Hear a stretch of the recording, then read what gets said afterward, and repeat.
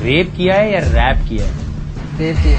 Welcome back to और सौरभ से हम बात करने वाले पाकिस्तान के ultra pro max daring show living on the edge के बारे में। इस शो के होस्ट का नाम है वकार ज़का, जो कि पाकिस्तान का सबसे डेयरिंग इंसान है। बेसिकली उसका डेयरिंग काम ये है कि वो खुद सांपों की चुम्मी लेता है और अपने कंटेस्टेंट के नाक से सांप घुसवा के मुंह से निकाल देता है। एक्चुअली ये शो रोडीज का रिपा वर्जन है with no rules and ethics, लेकिन हमारे डेयरिंग वकार ज़का का कहना है कि ये उनका खुद का ओरिजिनल आइडिया और रोडीज वालों ने इसको कॉपी किया है। जबकि ये show living on the edge first time 2010 में ऑन एयर हुआ था और Roadies make sense. See Roadies खुद एक 1995 के अमेरिकन शो रोड रूल से इंस्पायर्ड है, लेकिन दोनों ही रोडीज और रोड रूल्स एमटीवी वालों की प्रोडक्शन है, तो you can't actually comment on that. Anyways, अभी हम लोग Pakistani Roadies living on the edge के कुछ क्लिप्स देखने वाले हैं, तो बिना टाइम वेस्ट के सीधा मुद्दे पे आते हैं। क्या करिए? बड़ी जान शान बना ली है। नाम तो क्या? ऐसी से होते बकवास बंद। नाम क्या? हिरा। क्या करती हो? सख्त फैशन डिजाइनिंग कर रही हूँ। फैशन डिजाइनर का क्या काम डेयर शो में? क्यों नहीं है? फैशन डिजाइनिंग करना भी एक बहुत बड़ी बात है। बकवास। बॉयफ्रेंड है तुम्हारा? एक नहीं, बहुत सारे। बहुत सारे बॉयफ्रेंड है। फिजिकल कितनों के साथ है? सबसे खाया पिया बहुत है, पर फिजिकल किसी के साथ नहीं हूँ। अभी सबसे फोन करके पूछ लें कि मैं किसी के साथ फिजिकल हुई हूँ तो। मैं क्या तुम्हें पर्सनली जानता हूँ कि मुझे पता है तुम्हारे पास कितने लोग हैं? फोन कर लें। मैं आपको नंबर देती हूँ, फोन करें आप अभी। कितने बॉयफ्रेंड हैं तुम्हारे? बहुत सारे होंगे कोई। अच्छा, एक्सप्लेन करो, मुझे समझ नहीं आया। खाया पिया क्या? खाया पिया मतलब डेट पे गई, घूमा फिरा, खाया पिया उनके साथ, मोबाइल के कार्ड चलवाए। तुम ये समझती हो ये इससे बड़ा डेयरिंग काम कोई हो ही नहीं सकता। अगर ये इंडियन रोडीज पे आई होती तो नेहा धूपिया बहुत प्राउड होती है इस पे। एहसान, इसके पीछे इतनी जोर से तूने हाथ मारना जब मैं गो बोलूंगा कि इसकी आवाज निकलनी चाहिए। आपका क्या डेयर हुआ? अब आवाज नहीं निकाली। सही है डेयर ना। अब तो ये बच्चा प्यारा लग रहा है क्या? इस शो का हर एक को खुश करके भेजू। जब आप तैयार हो बताएंगे आप। आपके फेस के एक्सप्रेशन चेंज हुए? एक्सप्रेशन भी नहीं। कुछ भी चेंज नहीं होना चाहिए। आपने ऐसे खड़े होने जैसे कुछ हुआ ही नहीं है। देखते हैं पहले ही कितनी फट गई है भाई। मार।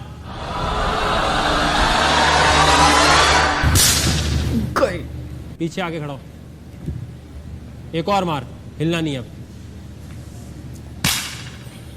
खड़ा हो, हिलना नहीं है। आखिरी मौका दे रहा हूं, अगर अब हिला तो रिजेक्ट हो जाएगा। मार। वहां देखता रहे। फिर तू यहां मुड़ा, फिर मारो। सर रिजेक्ट होके जा। फिर मुझे लग रहा है तेरे साथ ज्यादती हो रही है, चला जा। आपने ये नहीं बोला था कि कैमरे में देखो? भाई यहाँ देखना है, नहीं हिलना, इधर उधर नहीं भागना। उधर मुंह कर। मार भाई।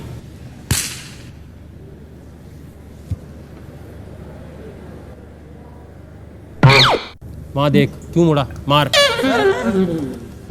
यार वकार भाई यार।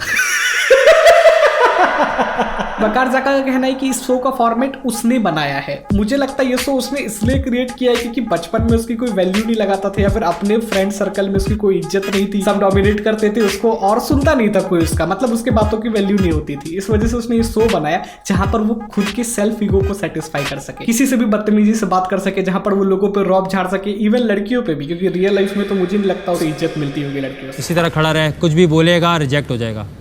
नेक्स्ट को बुलाओ।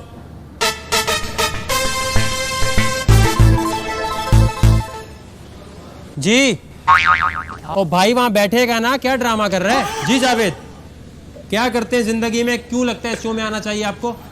स्टडी करता हूँ डेयरिंग, इसलिए शो का हिस्सा बनना ओह माय गॉड। कितनी लड़कियों के साथ सीन है? सीन तो अफेयर्स काफी है, क्रिश्चियन है, पठान है, चलता है। क्रिश्चियंस एंड पठान्स या बेसिकली है। ओह माय कैसे गॉड। फंसा लेता है? दाएं गाँव आती है समटाइम्स, नशीली या एक्टिंग।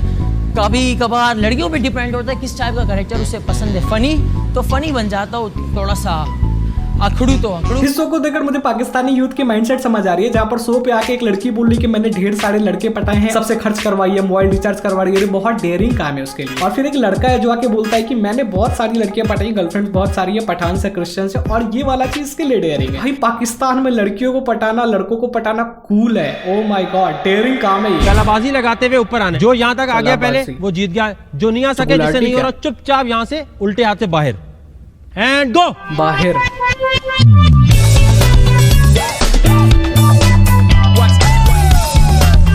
बस ठीक है, बाकी लोग चले जाए। हो गया हो गया हो गया हो गया। गाना गुच्छा इंसान के 6 7 8 9 कंप्लीट हो गया था। इसका जो पानी है वो खत्म हो गया था 7 सेकंड में। बोतल मैंने ड्यू का जो पानी था वो खत्म हो गया था 7 सेकंड। बोतल का पानी खत्म हो गया था 7 सेकंड में। बोतल मैंने बाद में निकाली है। चलो सिलेक्शन हो गई तुम्हारी। कोई खुशी नहीं है? कौन है भाई तू? सिलेक्शन हो गई आपकी। सिलेक्शन मुझे नहीं समझ आ रहा कि मेरी सिलेक्शन हो गई होगी। आपको खुद लगता है सिलेक्शन नहीं होनी चाहिए ना आपकी?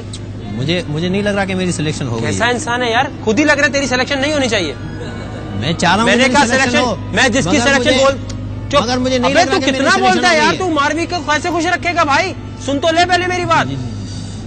तुम्हें खुद पता है तुम्हारी सिलेक्शन नहीं होनी चाहिए। मैं चाह रहा हूँ कि मेरी सिलेक्शन हो। अबे तो मैंने क्या बोले? मगर मुझे यकीन नहीं आ रहा कि मेरी सिलेक्शन हो गई है या नहीं हुई है। अबे कौन है यार तू? मेरी सिलेक्शन हो गई है।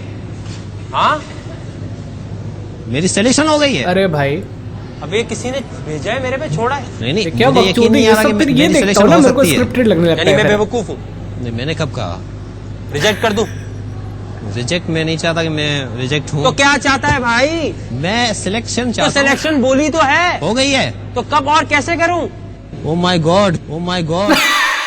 भाई कितने नमूने लोग हैं यार। मुझे लगता था पहले बस होस्ट चूते हैं, कंटेस्टेंट तो उससे भी बड़े चूते निकले यार। सी अगर किसी को पाकिस्तान का फर्स्ट इंप्रेशन इस शो से मिले, मुझे नहीं लगता वो कभी पाकिस्तान विजिट करना चाहेगा। सारे चैलेंजेस HTV की मेडिकल सुपरविजन टीम के HTV सामने करवाए जाते हैं। भाई चैनल का नाम तो खुद का रख लेता, MTV की कॉपी लग रही है पूरी। किसी भी जगह करने की कोशिश ना करें। कमजोर दिल हजरात इस चैलेंज को ना देखें। हार माननी है तो हार मान लो।